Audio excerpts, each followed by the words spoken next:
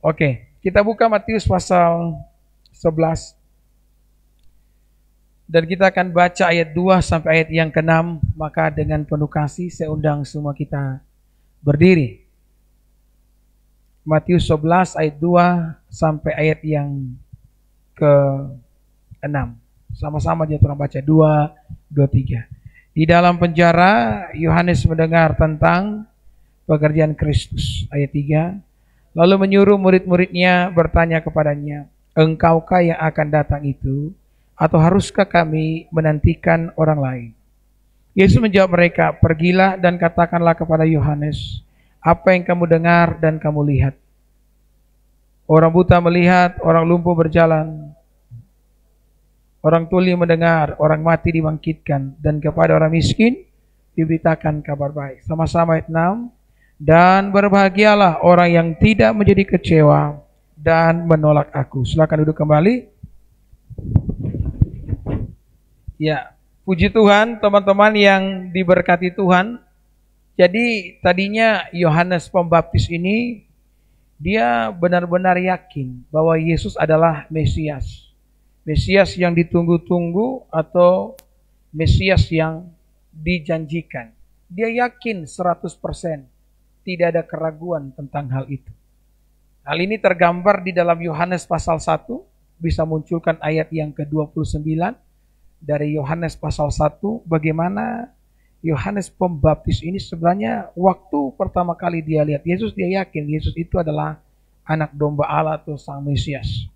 Pada keesokan harinya Yohanes melihat Yesus datang terus dan semua, 2 atau 3. Lihatlah.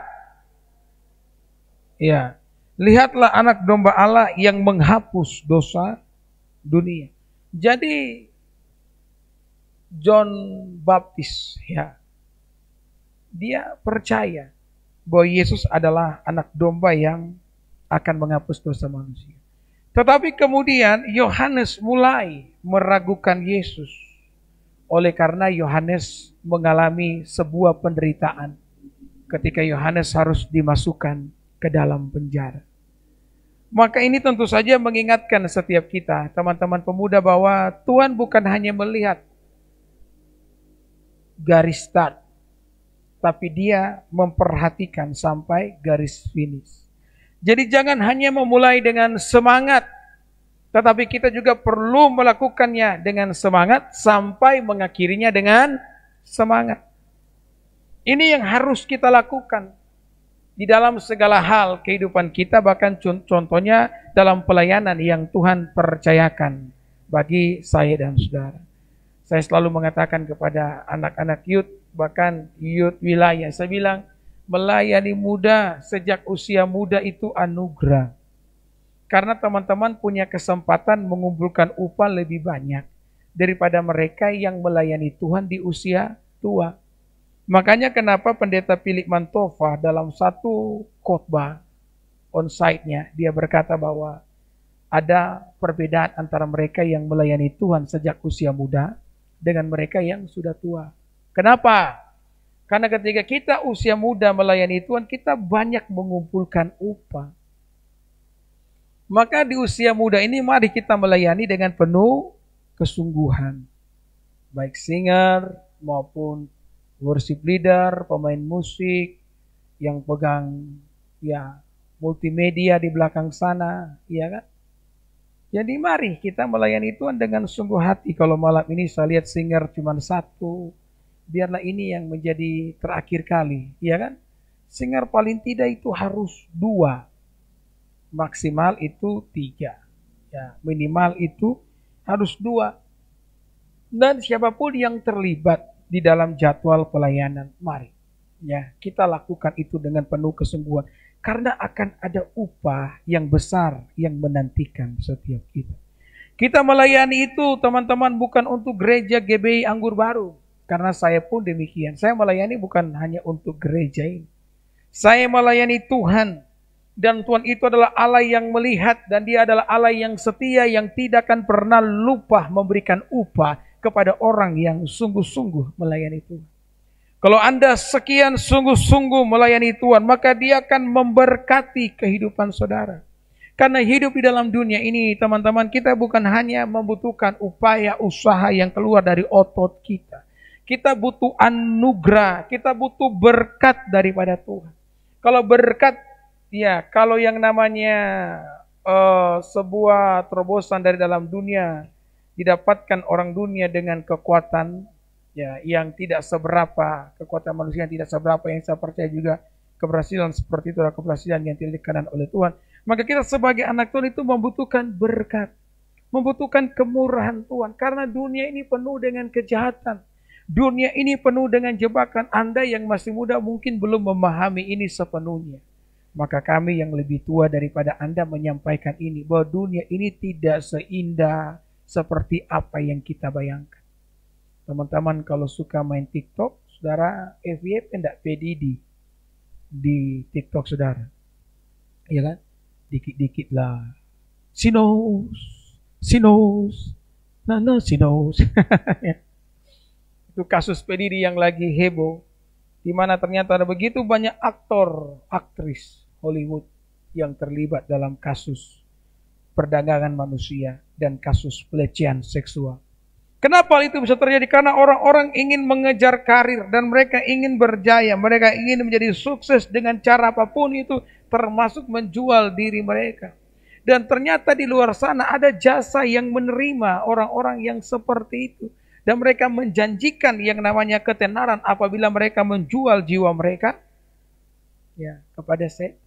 Makanya kalau kita mengharapkan yang namanya keberhasilan hanya dengan kemampuan kita, hanya dengan kekuatan kita, maka keberhasilan yang seperti itu tidak akan pernah bisa memberkati saudara. Tapi kalau engkau hidup sebagai anak Tuhan, melayani Tuhan sungguh-sungguh, memberikan yang terbaik daripada apa yang dapat Anda beri, maka ada perkenanan dan berkat Tuhan di atas kehidupan setiap kita. Dan itulah yang membuat kita akan berbeda dengan orang lain yang ada di luar sana. Jadi mari jangan sampai kita sama seperti Yohanes yang memulai dengan berapi-api, tapi ketika dalam sebuah perjalanan Yohanes mulai meragukan Yesus Kristus. Kenapa dia meragukan Kristus? Saya katakan tadi karena Yohanes ini mengalami yang namanya penderitaan kehidupan. Teman-teman, yang namanya penderitaan itu bagian daripada hidup. Kita hidup di dalam dunia ini akan menderita. Ya, karena itulah kehidupan. Ya, kehidupan itu adalah perjalanan yang diwarnai dengan yang namanya penderitaan semenjak manusia jatuh dalam dosa. Maka ketika saudara menggunakan penderitaan sebagai alasan untuk tidak lagi setia, untuk tidak lagi sungguh-sungguh, untuk meragukan Yesus Kristus, maka saudara-saudara yang diberkati oleh Tuhan, kita menggunakan alasan yang tidak masuk akal. Karena semua orang itu mengalami yang namanya penderitaan. Kita punya jalan hidup masing-masing. Saudara mungkin lihat teman saudara yang selalu senyum, Pepsodent, tapi belum tentu di balik senyumnya itu kadang-kadang dia menyimpan sejumlah pergumulan yang tidak pernah kita ketahui. Maka jangan pernah gunakan penderitaan sebagai alasan bagi saudara untuk tidak setia, untuk tidak on fire, ya, untuk meragukan Tuhan dalam hidup ini. Tapi biarkanlah penderitaan yang Anda alami menjadi sebuah batu loncatan untuk semakin mengasihi Tuhan. Yang setuju katakan amin. Mazmur 78 ayat 17. Mari semua anak youth tengok di sini. Mazmur 78 ayat 17. Sama-sama kita akan melihat ayat ini, kita mau baca. Mazmur 78 ayat 17. Sama-sama 2, 2, 3. Tetapi mereka terus berbuat dosa terhadap Dia, dengan memberontak terhadap Yang Maha Tinggi di padang kering. Jadi orang Israel bikin dosa, memberontak di mana? Padang kering. Jadi padang kering ini berbicara tentang apa? Berbicara tentang penderitaan kehidupan. Saya khotbah kemarin di FC saya bahwa kenapa Daud itu dikasihi oleh Tuhan? Kenapa Daud itu dicintai oleh Tuhan? Karena Daud itu punya satu kualitas hidup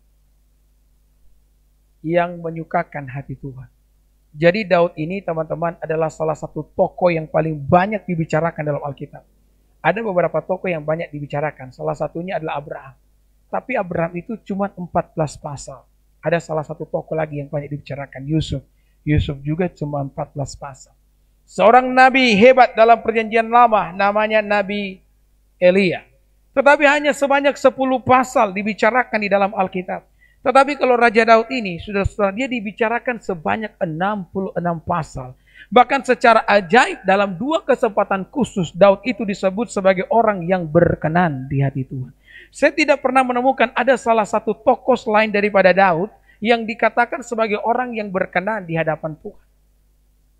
Ya, dalam perjanjian lama. Abraham tidak pernah Tuhan berkata, engkau berkenan di hatiku. Yusuf juga tidak pernah Tuhan berkata, engkau berkenan di hatiku. Demikian pula dengan Nabi Elia. Tetapi untuk Daud, Tuhan berkata, orang ini berkenan di hatiku. Ya, saya percaya bahwa namanya manusia pasti punya kekurangan. Ya kan? Punya kelemahan. Saya ada kurangnya. Teman-teman juga ada kurangnya. Semua kita punya kekurangan dan kelemahan. Tapi biarlah di balik setiap kelemahan dan kekurangan yang kita miliki, kita punya satu kualitas. Seperti kualitas yang dimiliki oleh Daud sehingga dia dikatakan sebagai orang yang berkenan di hadapan Tuhan. Kualitas apa itu? Daud itu bersungguh hati kepada Tuhan. Daud itu mencintai Tuhan. Apa artinya bersungguh hati? Apa artinya mencintai Tuhan? Adalah orang-orang yang mencintai kebenaran, menjunjung tinggi kekudusan dan membenci yang namanya dosa. Maka Daud menjadi orang yang berkenan di hadapan Tuhan. Waktu Daud bikin kesalahan, kita bisa melihat bagaimana Daud itu benar-benar dia membenci dosa. Ya memang dia jatuh dalam kesalahan sama seperti kita. Tapi ketika dia ditegur, dia bertobat. Dan bagaimana dia menyesali, dia berduka atas dosanya. Itu menunjukkan bahwa dia mencintai Tuhan. Perhatikan Mazmur pasal 51. Saya mau teman-teman semua lihat di sini ya. Mazmur 51, keluarkan dari ayat pertama deh. Mazmur 51. Ya, untuk pemimpin biduan, Mazmur dari Daud. Ketika Nabi Nathan datang kepadanya setelah ia menghampiri Betsheba, jadi dia mengambil Betsheba istri Uria, membunuh Uria. Kemudian dia pun mulai berkata, kasihanilah aku ya Allah, menurut kasih setia. Semua baca. Hapuskanlah pelanggaranku menurut rahmatmu yang besar. Ayat yang kedua. Bersihkanlah aku seluruhnya dari kesalahanku dan tahirkanlah aku dari dosaku. Ayat 3. So aku sendiri sadar akan pelanggaranku, aku senantiasa bergumul dengan dosaku. Sampai di situ dulu, nanti kita akan lihat ayat-ayat selanjutnya. Saya mau tanya, berapa banyak di antara kita yang masih berduka dengan kesalahan yang kita lakukan? Berapa banyak di antara kita ketika ditegur oleh Tuhan, Anda mau sungguh-sungguh bertobat? Berapa banyak di antara kita seperti itu? Karena kebanyakan orang zaman sekarang anggap tahu dengan kesalahan yang dilakukan dengan alasan, Kak, semua orang melakukan hal yang sama. Zaman gini mau hidup kudus, zaman gini mau hidup benar, mustahil Kak. Semua orang melakukan hal yang sama. Makanya kenapa hanya sedikit saja orang yang bisa dipakai oleh Tuhan? Kenapa? Karena sedikit orang yang bersungguh hati dan mencintai Tuhan. Kalau kita mencintai Tuhan, sungguh hati kepada Tuhan, artinya kita membenci apa yang Dia benci dan kita mencintai apa yang Dia cintai. Kita mencintai kebenaran dan membenci dosa yang dibenci oleh Tuhan. Kita bersungguh hati kepadanya. Daud itu berduka. Coba lihat ayat selanjutnya, ayat yang keempat dari Mazmur pasal 51. Saya jarang menemukan orang yang seperti ini dan saya berdoa biar semua kita bisa jadi sama seperti Daud. Di ayat 4 dari Mazmur 51 tadi. Terhadap engkau sajalah aku telah berdosa dan melakukan apa yang kau anggap jahat, supaya ternyata engkau adil dalam putusanmu, bersih dalam penghukumanmu. Teman-teman, ketika Anda melakukan kesalahan, saya mau tanya, ketika kesalahan yang Anda lakukan hanya Tuhan yang tahu, apakah Anda berduka atas kesalahan tersebut? Kadang-kadang kan kita berduka atas kesalahan kita apabila kesalahan kita diketahui orang lain. Orang lain menegur kita, orang lain marah kepada kita, kita pun berduka atas kesalahan yang terjadi. Tapi bagaimana ketika kesalahan yang Anda lakukan hanya Tuhan yang tahu? Apakah Anda berduka atas itu? Apakah Anda mendiamkan itu? Ataukah Anda bersuka cita karena itu? Saya mengingat dulu kan ada cerita lucu, di mana seorang anak yang nakal, saudara-saudara, dia pencuri pisang. Ya, Bu ada kebun pisang dan setiap kali Bu ke kebun pisang yang siap dipanen selalu ya ungke lebih dulu ambil sudah. Maka Bu yang sakit hati akhirnya dia menulis sebuah kalimat di sebuah papan dan dia tempel kepada salah satu pohon yang pisangnya akan segera dipanen dengan tulisan kita memang yang tidak lia, mar Tuhan ada lia. Ya. Dan Bu berharap dengan itu maka tidak ada lagi yang akan mencuri pisangnya. Ketika dia kembali, ternyata pisang yang hendak dia panen juga sudah hilang. Dan tulisan di papan itu sudah berganti. Yang dimana ungkit ganti, Tuhan memang ada lia, mar Tuhan yang tidak mau bilang. Ya. Tuhan ada lia tapi Tuhan yang tidak mau bilang. Ya saudara mungkin menganggap cerita ini lucu, tapi ini kebanyakan yang terjadi di antara kita. Kalau kesalahan kitanya Tuhan yang tahu. Maukah Anda bertobat dari kesalahan tersebut? Ya. Mau Anda sungguh-sungguh mengasihi Tuhan, sungguh-sungguh mencintai Tuhan di dalam kehidupan ini. Di padang yang kering, orang Israel berdosa dan mendukakan hati Tuhan. Saya berdoa biar setiap anak-anak Qyud di tempat ini, orang menjunjung tinggi kekudusan. Amin. Menjunjung tinggi kebenaran. Dan membenci yang namanya dosa. Ya mungkin kita baru belajar sama seperti bayi yang baru belajar mau merangkak atau mau berjalan. Seringkali kita mengalami yang namanya kejatuhan. Tetapi ingat paling tidak dalam hatimu ada kesungguhan dan ketulusan ingin hidup di dalam kebenaran dan jauh daripada dosa-dosa dalam sebuah upaya untuk menyenangkan hati Tuhan. Sikap yang seperti itulah yang dicari oleh Tuhan. Bukankah ada ayat Alkitab yang mengatakan bahwa mata Tuhan menjelajah seluruh bumi, mencari orang yang bersungguh hati kepadanya, mencari orang yang mencintai Dia dalam tujuan untuk melimpahkan kekuatannya kepada mereka yang sungguh-sungguh kepada Dia. Biar ketika Tuhan, saudara-saudara ya, matanya menjelajah di tempat ini, Dia menemukan saya dan saudara sebagai orang-orang yang bersungguh hati kepadanya. Kadang-kadang sebagai orang percaya, kita percaya akan adanya Tuhan. Kita menanyakan keberadaan Tuhan, khususnya ketika kita dalam lembah kekelaman. Ya kan? Tetapi menjadi pertanyaan, apakah Anda mempertanyakan Tuhan? Ya, ketika Anda ada di dalam satu kesempatan untuk melakukan dosa. Ingat, saya selalu mengatakan kalimat ini tuh bahwa Tuhan itu bukan hanya punya ya telinga untuk mendengar setiap seruan kita, tapi Dia juga punya mata untuk melihat kelakuan kita. Maka biar kelakuan kita sejalan dengan kebenaran. Kita menjunjung tinggi kebenaran, membenci yang namanya dosa, agar saudara mengalami kemurahan dan kebaikan yang daripada Tuhan. Jadi saudara-saudara biarlah dalam penderitaan hidup orang mau tetap mengasihi Tuhan. Yang setuju katakan amin. Orang mau tetap bersungguh-sungguh dalam segala keadaan. Mau dalam lembah, mau di atas bukit, kita mau tetap bersungguh-sungguh dengan Tuhan. Jangan pernah menanyakan eksistensi Allah ketika Anda berada dalam lembah kekelaman. Karena Dia tetap ada bersama dengan kita. Meskipun Anda tidak bisa merasakan kehadirannya. Tapi Dia sungguh-sungguh ada. Ibrani pasal 13. Kita lihat ayat yang kelima. Ibrani 13 ayat yang kelima.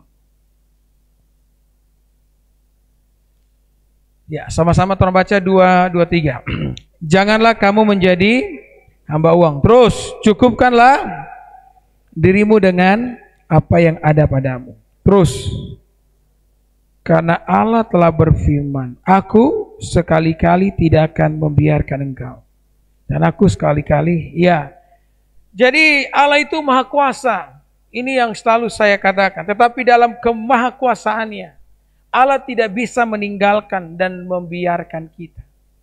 Mustahil bagi Allah untuk meninggalkan engkau. Meskipun di sana sudah ada dosa yang menghalangi, Allah berpikir bagaimana cara agar dosa ini dapat ditanggulangi sehingga Dia tidak bisa berpisah dengan kita. Ya, saya saudara-saudara waktu nonton TikTok kemarin bagaimana Naomi nonton beritanya yang survive dari Gunung Slamet. Nama gunung yang dia daki itu Gunung Slamet. Puji Tuhan nyawanya juga ikut selamat, saudara-saudara ya. Jadi dia ditinggalkan oleh teman-temannya. Ya mungkin saya pikir dia masuk dalam dimensi roh. Kenapa? Karena menurut kesaksian yang disampaikan, dia ada di tengah-tengah, saudara-saudara ya. Dan satu orang di depan dan dia menunggu 2 orang di belakang. Dia berhenti dan menunggu, dia tengok ke belakang, sudah tidak ada. Dan sekali lagi dia tengok kiri kanan muka belakang, sudah ada di hutan. Nah, hal begini kan bukan pertama kali kita dengar. Hal begini sudah banyak kali kita dengar. Kadang-kadang memang roh jahat itu begitu kuat di salah satu lokasi dan mampu untuk membawa seseorang ke dalam dimensi roh ya, yang namanya Naomi ini. Tetapi kemudian saudara-saudara, ya dia selamat saya percaya karena ada kemurahan Tuhan ya atas kehidupannya. Dan yang membuat saya berkutik di hati saya ketika orang-orang datang mau menyelamatkan dia.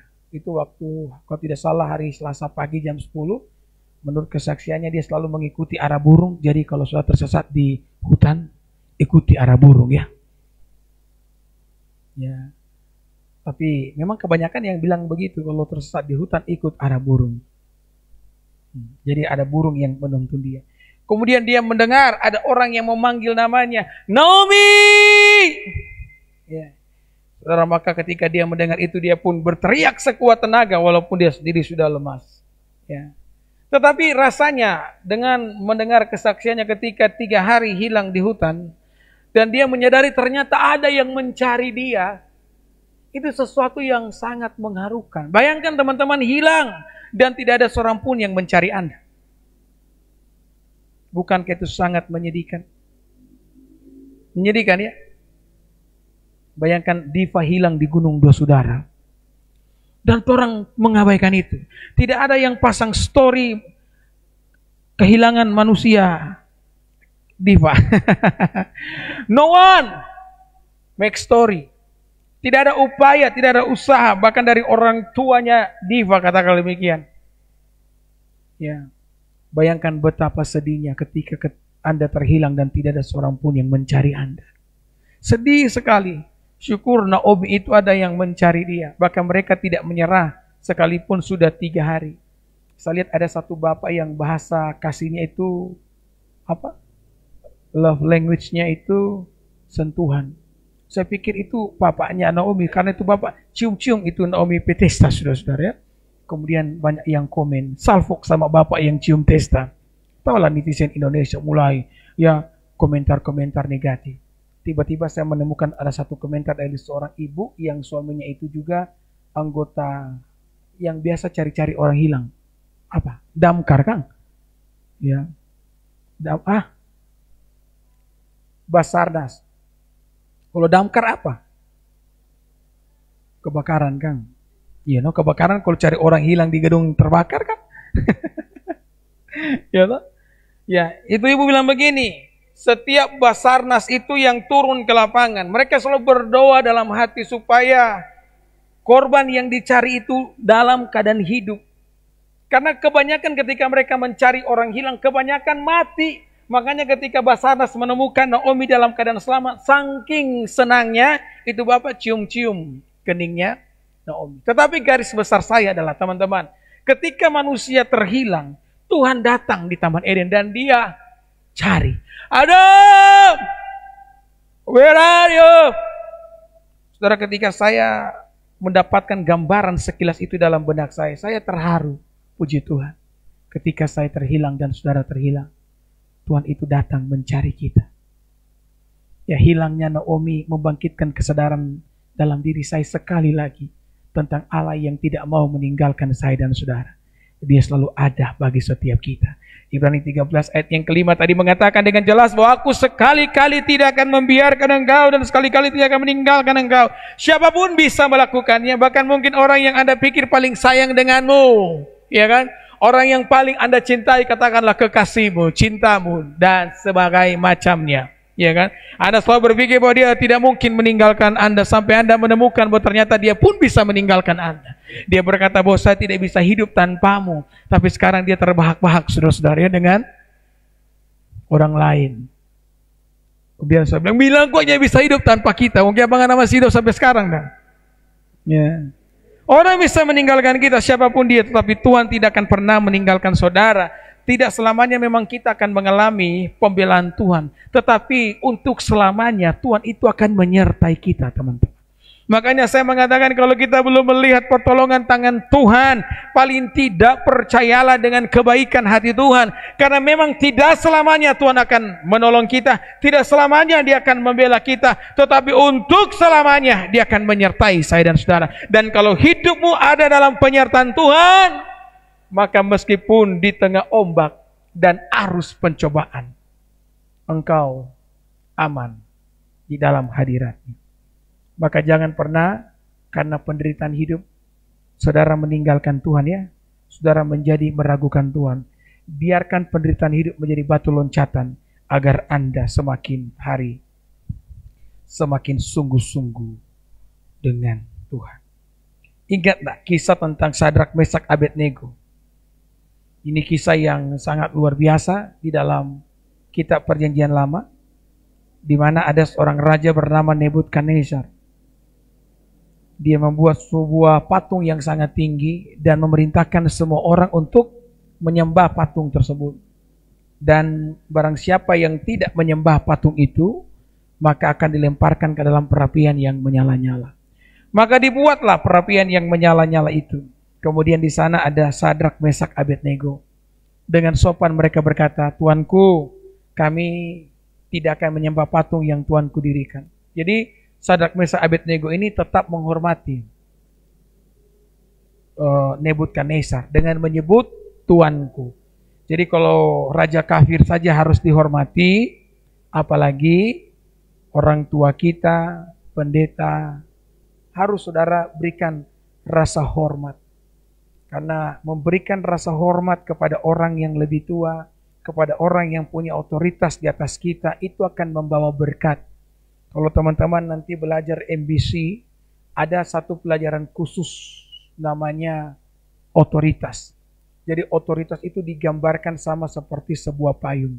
Kalau Anda punya sikap submission, punya sikap tunduk dan taat, maka Anda akan berada di bawah payung yang besar, yang tidak ada lubangnya. Tapi kalau Anda punya sikap yang memberontak terhadap otoritas, maka Anda akan berada di bawah payung yang penuh dengan lubang.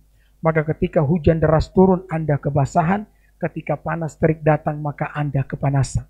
Jadi berikan rasa hormat. Sadrak, Mesak kasih rasa hormat kepada Nebukadnezar dengan berkata, "Ya Tuhan."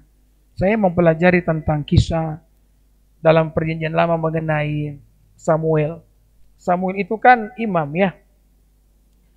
Jadi imam itu pemimpin tertinggi di dalam Perjanjian Lama. Karena sebelum orang Israel punya raja, sistem pemerintahan Israel itu kan teokrasi, bukan demokrasi. Kalau demokrasi dari rakyat kembali kepada rakyat. Rakyatlah pemimpin yang tertinggi. Ya, maka saudara lihatlah rakyat Indonesia sekarang kan begitu kuat, kokoh. Ketika Presiden Jokowi mau dibuat segala macam, bahkan di akhir pemerintahannya mereka berusaha untuk melaknatkan Jokowi. Mereka berusaha agar Jokowi ini bisa dipecat begitu ya. Karena kalau dia dipecat sebelum tanggal 20 itu, maka seluruh kebijakan yang pernah dibuatnya itu akan dianggap tidak sah. Ya, termasuk ketika dia mengambil alih Freeport yang sekarang sudah 51 dan 50%. Kita yang 51, orang Eropa yang 50%. Jadi semua itu program-program, bahkan IKN pun akan, saudara-saudara, tidak akan berlanjut kalau Jokowi itu berhasil dimaksulkan. Tetapi Jokowi berdiri kokoh sampai sekarang. Kenapa? Karena banyak rakyat yang mencintai dia. Karena demokrasi. Ya, dari rakyat untuk rakyat. Tapi Israel zaman itu teokrasi. Di mana kepemimpinan tertinggi itu dipegang oleh Tuhan. Dan wakil Tuhan di bumi itu adalah imam. Pada waktu itu yang jadi imam adalah Samuel. Maka orang Israel datang, tua-tua Israel, dan mereka mulai bikin rapat tingkat tinggi di Syama dengan satu agenda. Mereka ingin mengangkat raja dengan 3 keberatan. Salah satu keberatannya, Samuel sudah tua, Samuel punya anak-anak, tidak takut akan Tuhan, dan mereka ingin punya raja sama seperti bangsa-bangsa yang lain. Saudara mendengar itu, Samuel sakit hati. Kenapa? Karena kalau misalkan orang Israel mengangkat raja maka kepemimpinan tertinggi tidak lagi dipegang oleh seorang imam, tapi dipegang oleh seorang raja. Maka Samuel pun pulang dalam keadaan sedih. Ya, dia tidak bisa berbuat apa-apa karena dia sudah tua. Ya. Maka teman-teman, saya mau ingatkan sekali lagi, jangan mengurangi rasa hormatmu kepada orang yang lanjut usia. Memang orang kalau so tua, DP performance turun. Makanya kenapa kalau dalam dunia kerja ada yang namanya usia pensiun. Karena kalau melewati batas usia pensiun itu, ada saja kelakuan yang bikin kesal. Tapi itu biasa, bukan karena dia bikin dosa, tapi karena faktor Saya pernah mendengar seorang pendeta, opanya suka main tai. Kalau dia berak, sudah maaf kata, dia punya tai, dia loku. Kalau dia mulai dusu, kalau dia mau lempar kepada siapapun yang dapat dia lempar. So, bayangkan kalau saudara punya opak begitu, saudara-saudara ya. Ini sementara bawa kumpul di ruang tamu, kalau dia keluar dari kamar mandi, terima! Kalau dia ambul, ya. Maka apa yang terjadi? Karena faktor teman-teman. Maka orang harus pintar-pintarlah bawa diri. Artinya taruhlah, ya kan, rasa hormat kepada mereka yang berhak menerima rasa hormat tersebut. Karena nantinya teman-teman juga akan jadi tua. Kalau kamu tidak menghormati orang tua di hari ini, maka di kemudian hari ketika kamu menjadi tua, kamu juga tidak akan dihormati. Dan ingat prinsip tabur tuai, kamu akan menuai lebih banyak daripada apa yang kamu tabur. Jadi kalau kamu tabur 1, kamu akan tuai 10.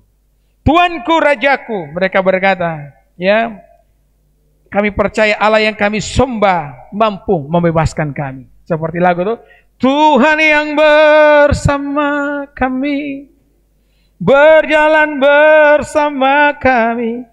Tanganmu yang pegang hidupku, ku yakin kau bersama kami. Jadi Tuhan bersama dengan kami. Haleluya. Maka kami tidak akan menyembah patung, Tuhan. Maka disuruhlah anak buahnya untuk memanaskan perapian itu 7 kali lebih panas. Bayangkan orang-orang yang mengangkut Sadrak, Mesak, Abednego sampai ikut terbakar karena panasnya tungku perapian tersebut. Dan mereka bertiga dilemparkan ke dalam perapian. Dan yang terjadi bukannya ada teriakan kesakitan karena terbakar. Orang kalau terbakar itu berteriaknya minta ampun, saudara-saudara. Karena rasa sakit yang paling hebat menurut penelitian adalah rasa sakit karena terbakar dan rasa sakit karena melahirkan. Yang menduduki nomor 1 itu rasa sakit karena terbakar. Makanya bertobat dia bayi yang sampai termasuk neraka. Karena itu rasa sakit yang luar biasa. Nah, ketika mereka dilemparkan ke dalam perapian yang menyala-nyala, Alkitab mengatakan tiba-tiba mereka itu mulai menari-nari. Dan ternyata dalam perapian yang menyala-nyala itu bukan hanya ada Sadrak, Mesak, Abednego. Di sana ada satu pribadi yang disaksikan langsung oleh Raja Nebukadnezar. Dia berkata bahwa orang keempat itu rupanya seperti anak Allah. Teman-teman yang diberkati oleh Tuhan, Tuhan itu menyertai kita. Kalau Anda tidak bisa melihatnya di hari ini, maka sesungguhnya dia ada ketika kita berada dalam tungku perapian. Dalam pergumulan kehidupan, dia akan menyatakan kehadirannya. Dan kalau Tuhan hadir, maka nyala api tidak akan membakar, saudara. Anda bisa berada dalam kobaran api, tapi api yang mengganas tersebut tidak bisa membakar Anda. Karena Tuhan bersama dengan setiap kita. Jadi ada Tuhan bersama dengan kita. Jangan biarkanlah penderitaan hidup membuat Anda kurang menghormati Tuhan. Atau kurang bersemangat dalam melayani Tuhan. Apapun kondisi keadaan yang sementara kita alami. Khususnya dalam penderitaan hidup. Mari kita mau tetap mencintai Tuhan. Sungguh-sungguh dengan Tuhan. Melayani Tuhan. Dan mengalami berkat daripada Tuhan. Maka apa yang harus kita lakukan ketika kita dalam kondisi seperti itu? Secara cepat ya. 5 menit lagi. Kita khotbah 45 menit ya. Apa yang harus kita lakukan supaya kita kuat di tengah-tengah pergumulan kehidupan? Ini yang perlu kita lakukan. Sebagai anak Tuhan, belajar berseru kepada Tuhan. Bilang kiri kanan, berseru kepada Tuhan. Kasih tahu. Amin. Ya. Semua mereka yang mengenal Tuhan akan berseru kepada Tuhan dalam kemalangan. Daud memberikan contoh yang luar biasa. Dia berseru kepada Tuhan bahkan pada saat dalam tekanan. bahkan dibawa ancaman untuk dilempar dengan batu, sehingga Daud mendapatkan kekuatan dari Tuhan dan jalan keluar dari Tuhan. Kekuatan dari Tuhan sangat dibutuhkan, karena begitu banyak orang hari-hari ini dalam keadaan stres, tertekan dan penuh dengan masalah karena mengandalkan kekuatan sendiri. Alkitab sudah bilang bahwa terkutuklah orang yang mengandalkan kekuatannya sendiri, tetapi diberkatilah orang yang berseru kepada Tuhan.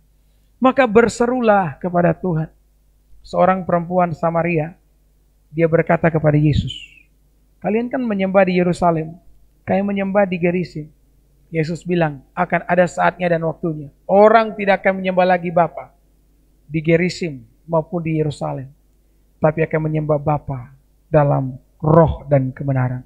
Dalam sebuah pengertian, dimanapun, kapanpun engkau bisa berseru kepada Tuhan. Kita berseru kepada Tuhan bukan hanya di hari Minggu, bukan hanya di gereja seperti ini. Saudara-saudara kita yang beragama Islam sering kali menanyakan ini. Di mana ayat Alkitab mengatakan Yesus sembahyang di hari Minggu? Ya memang kalau kita baca Alkitab, Yesus itu sembahyang di hari Sabtu, hari Sabatnya orang Yahudi. Tetapi banyak juga kok dalam kisah para rasul, akhirnya murid-murid berkumpul pada hari pertama untuk beribadah. Nah hari pertama itu kan hari Minggu. Kenapa? Karena dalam kekristenan itu bukan masalah hari. Ya, karena bagi Tuhan semua hari itu sama saja. Tuhan tidak lebih berkuasa pada hari tertentu dan kehilangan kekuasaannya di hari yang lainnya. Bukan berarti karena hari Sabat, hari beribadah, maka Tuhan berkuasa di hari Sabat, sementara di hari lainnya Tuhan kehilangan kekuatannya. Tidak. Semua hari itu milik Tuhan. Makanya kan kita nyanyi waktu kecil. Hari Senin, hari Selasa, harinya Tuhan. Harinya Tuhan. Terus hari Rabu, hari Kamis, harinya Tuhan. Harinya Tuhan. Hari Jumat, harinya Tuhan. Hari Sabtu, harinya Tuhan. Hari Minggu, semua hari, harinya Tuhan. Jadi semua hari, harinya Tuhan. Saya mau tanya, Yunus ditelan ikan di hari Sabat atau bukan? Ada yang bisa jawab? Kalau ya, kasih alasannya. Kalau tidak, kasih alasannya. Yang dapat jawab, minggu depan kita beli Coca-Cola dingin.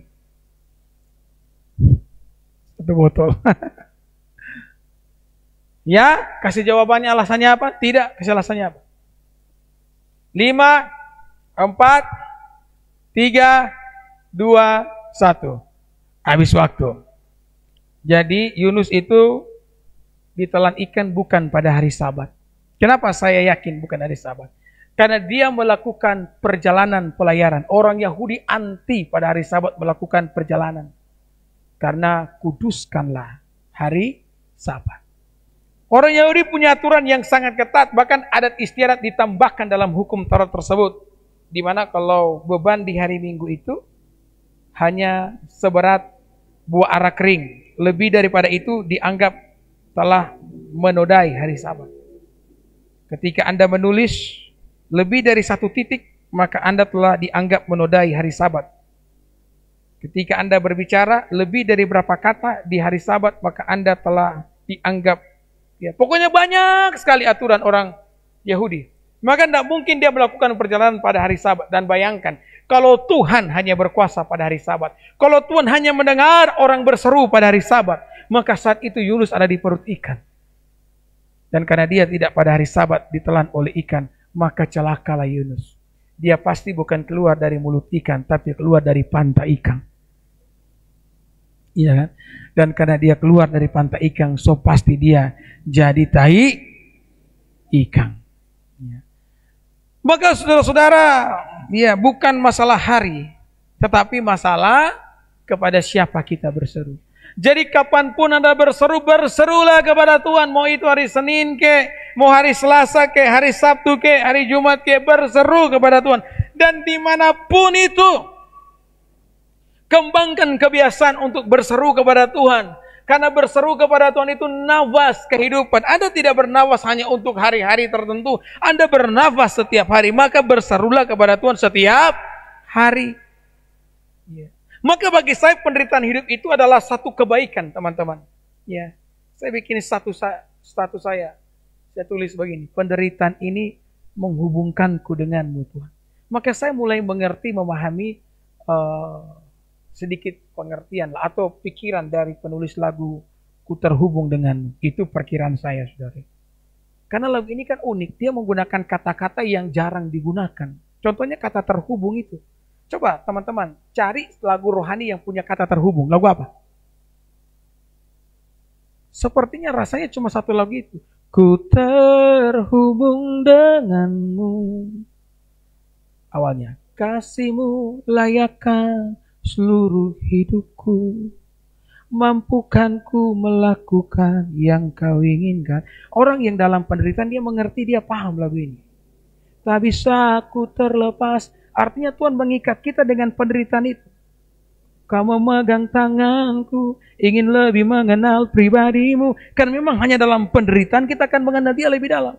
Maka refnya, ku terhubung denganmu, selalu melekat di hatimu. Makanya Yesus bilang, kalau kamu tidak pikul salib, tidak menyangkal diri, kamu tidak bisa jadi muridku. Artinya kamu tidak akan pernah terhubung tanpa sebuah penderitaan kehidupan. Maka kalau Anda mengalami penderitaan kehidupan, biarlah yang membuat Anda terhubung dengan berseru kepada Tuhan. Yang kedua, yang terakhir, jangan lupa mengucap syukur. Bilang kiri kanan, mengucap syukur. Kasih tahu sekali lagi, mengucap syukur. Kasih semangat sedikit. Kayak ini rupa baterai kurang 5% ini. Bilang kiri kanan, mengucap syukur. Kasih tahu. Ya, teman-teman, bukan suatu kebetulan ketika kita mengatakan naikkanlah doamu dengan segala ucapan syukur. Teman-teman, ketika Anda berdoa, katakanlah Anda butuh sepatu baru. Tuhan, saya butuh sepatu baru. Selesai Anda mendoakan itu, Anda mungkin berkata, Tuhan kasih yang, tapi sepatu rusak ini. Sama dengan kodok, tak buka di mulu. Ya kan? Anda berdoa berikan saya sepatu baru. Tapi jangan lupa, Anda harus menutupnya dengan satu ucapan syukur yang penuh dengan kesadaran. Anda berkata, Tuhan, tapi terima kasih, walaupun saya belum punya sepatu yang baru, setidaknya saya punya sepasang kaki yang sempurna. Karena tidak semua orang punya sepasang kaki yang sempurna. Ada amin? Ya, Anda bisa beli sepatu, tapi orang yang tidak punya sepasang kaki, dia mau beli sepasang kaki di mana? Anda berdoa, Tuhan berikan saya baju baru. Anda mendoakan sungguh-sungguh, tapi jangan lupa ucapan syukur. Terima kasih Tuhan, walaupun kita belum punya baju baru, paling tidak kita punya tubuh yang sehat. Karena tidak semua orang punya tubuh yang sehat. Maka belajarlah bersyukur, berseru, dan alamilah berkat Tuhan di tengah-tengah penderitaan kehidupan. Saya mengundang pemain musik semua. Kasih-Mu layakkan seluruh hidupku. Mampukanku Tuhan, mampukanku melakukan yang Kau inginkan. Tak bisa ku terlepas, Kau menggenggam tanganku, ingin lebih mengenal pribadimu. Ku terhubung denganmu, selalu melekat di hatimu. Firman-Mu itulah dasar hidupku yang berdaulat akan. Ku terhubung denganmu, selalu melekat di hati.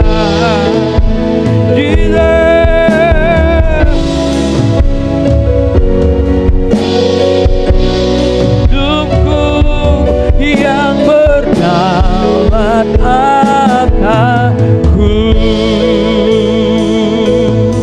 Sekali lagi, dengan penuh kesungguhan kita nyanyikan pujian ini di hadirat Tuhan.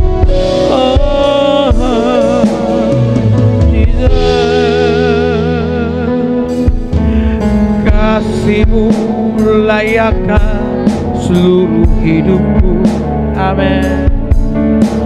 mampukan ku melakukan yang kau inginkan. Tak bisa ku terlepas, kau menggenggam tanganku, ingin lebih mengenal pribadimu. Mari sama-sama kita angkat tangan. Oh, ku terhubung denganmu. Haleluya, selalu melekat di hatimu. Oh, firman-Mu itulah dasar hidupku yang berdaulat atas. Ku terhubung denganmu. Haleluya, selalu.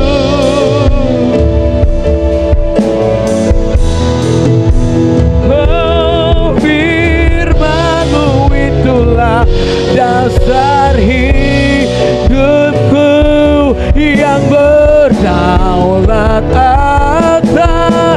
Ku terhubung denganmu. Haleluya.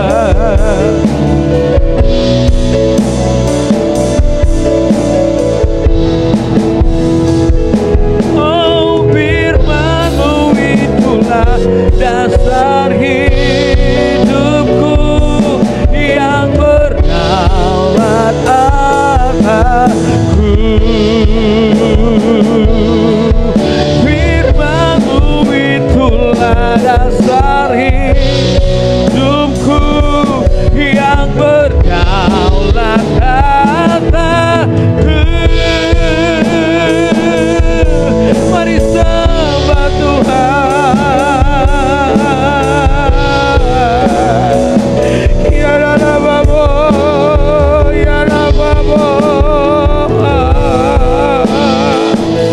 ya Rabbo, ya Shanda, ya Rabbo, ya Shanda, ya Rabbo, haleluya. Kami menyembah-Mu Tuhan di tempat ini. Kami tahu kami sangat membutuhkan Engkau. Kami sangat memerlukan Engkau. Ya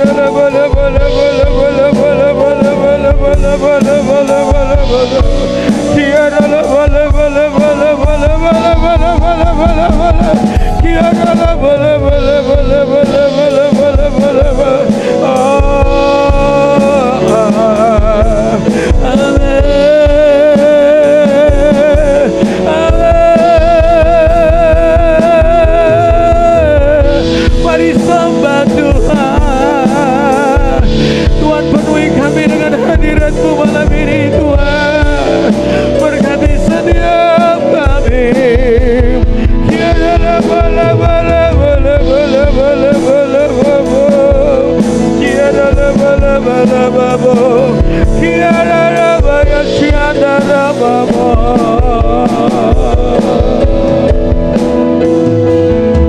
ku terhubung denganmu Yesus, selalu melekat di hati.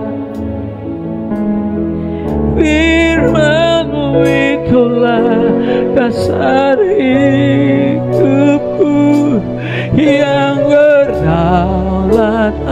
Sekali lagi, ku terhubung denganmu, selalu melekat di hatimu. Oh, firman-Mu itulah